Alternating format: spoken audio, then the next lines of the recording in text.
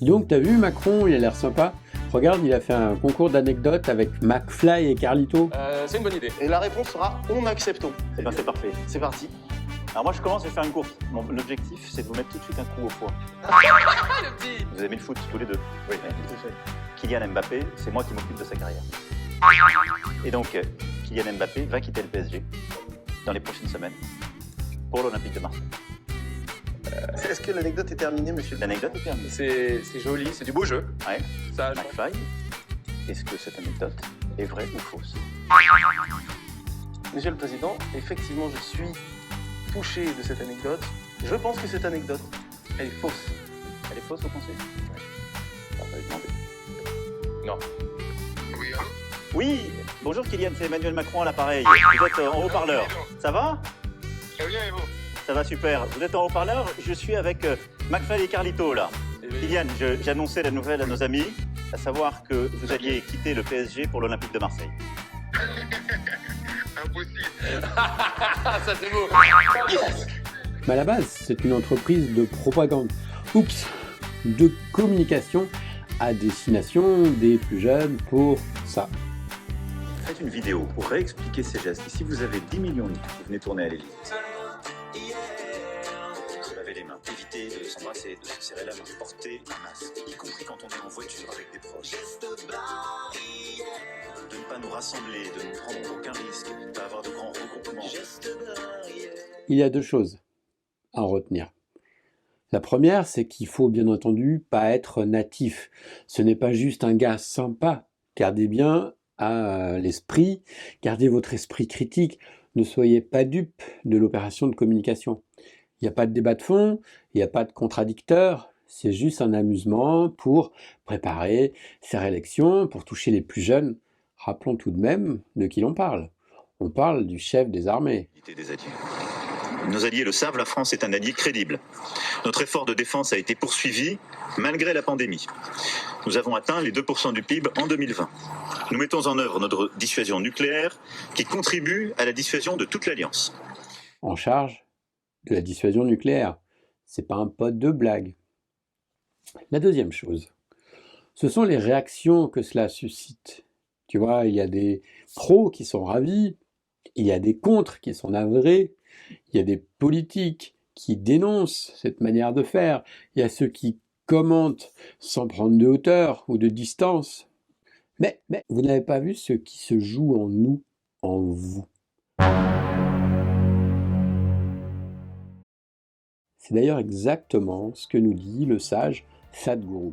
Ce que l'on aime, ce qu'on n'aime pas. J'aime cette personne, je n'aime pas cette personne. Cela veut dire que j'ai décidé dans mon esprit, ça c'est bon, ça c'est pas bon. Il n'y a pas de bonne personne, mauvaise personne. Chaque personne oscille entre les deux. Il y a des gens joyeux et des gens misérables, mais il n'y a pas de mauvaise personne et de bonne personne. Quand on est donc attaché au bien, au mal, à ce qui est bien, ce qui n'est pas bon, forcément, eh bien, on va être en train de lutter sur ce que l'on considère qui est mauvais. Et c'est comme ça qu'on a déjà tué des millions de personnes à travers l'histoire jusqu'à ces jours.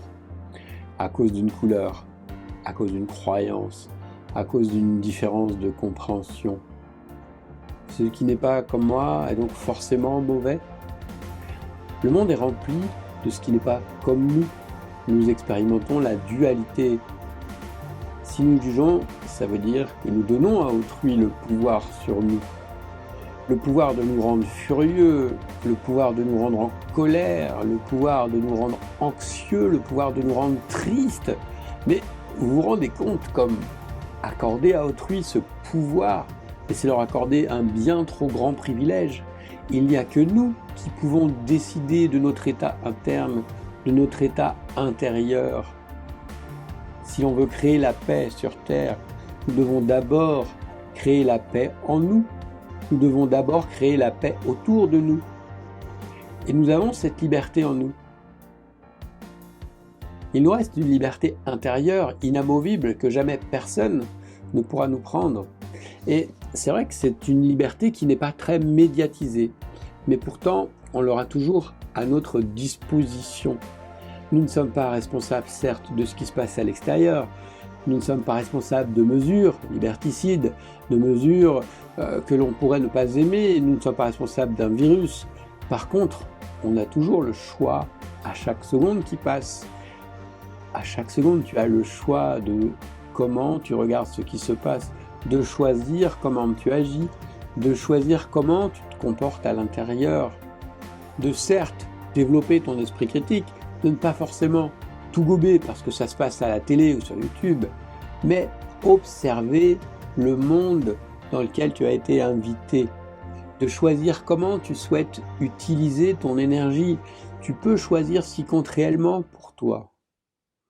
On a tellement l'habitude de chercher à l'extérieur de nous des solutions, alors que nous sommes des êtres dotés d'un pouvoir immense.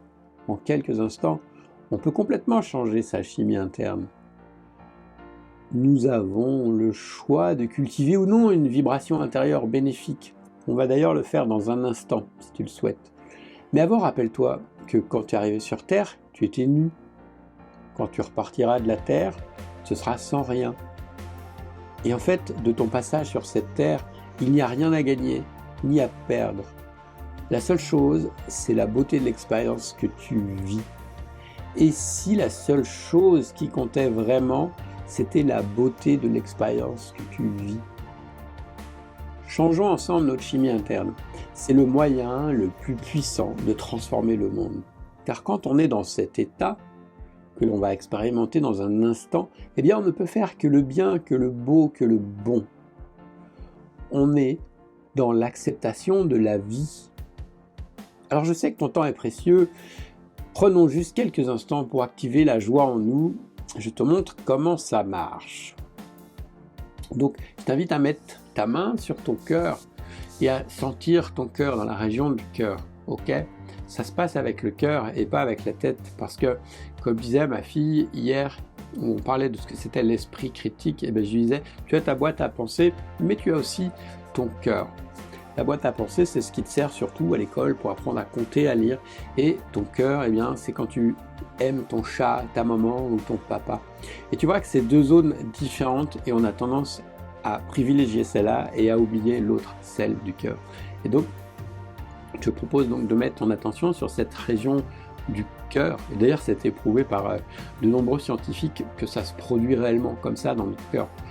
Ok, on y va. Concentre-toi sur ton cœur. Ok, tu mets juste ta main et tu penses à quelque chose de joyeux, quelque chose de lumineux, quelque chose qui te fait du bien, que tu aimes bien. Ça peut être un lieu, ça peut être une personne, ça peut être une situation, ça peut être un animal, un végétal, un chat, un chien, un enfant, un bébé.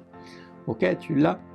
Si c'est un peu compliqué, juste tu fermes les yeux pour mieux le visualiser. Tu fermes les yeux et tu penses à quelque chose qui te rend joyeux, quelque chose qui te fait du bien. Ok, tu sens cette sensation dans ton cœur. Et maintenant, tu vas l'activer, tu vas la diffuser, dans ton ventre. Ok, cette sensation de joie dans ton centre, dans tes jambes, dans tes mains, dans ta tête. Et tu sens que ça pétille. Et là, tu as activé la joie. Et quand tu es dans cet état-là, que tu peux t'amuser à cultiver, tu vois bien que tu n'es plus le même et que tu peux changer les choses, tu peux prendre des décisions différentes, tu peux agir différemment. Et moi, ce que je te souhaite, c'est d'être la plus grande épidémie de joie sur cette terre, que tu sois le plus joyeux contaminateur de joie sur cette terre. Un dernier mot pour le président. Rien de personnel, tu n'es qu'un homme, comme moi. Tu joues certes un rôle spécial provisoirement, mais tu n'es ni meilleur ni pire que moi, je ne suis ni meilleur ni pire que toi, je suis ton égal devant le cosmos et tu es aussi mon égal devant le cosmos. Mais que se passerait-il si tu choisissais la non-dualité ?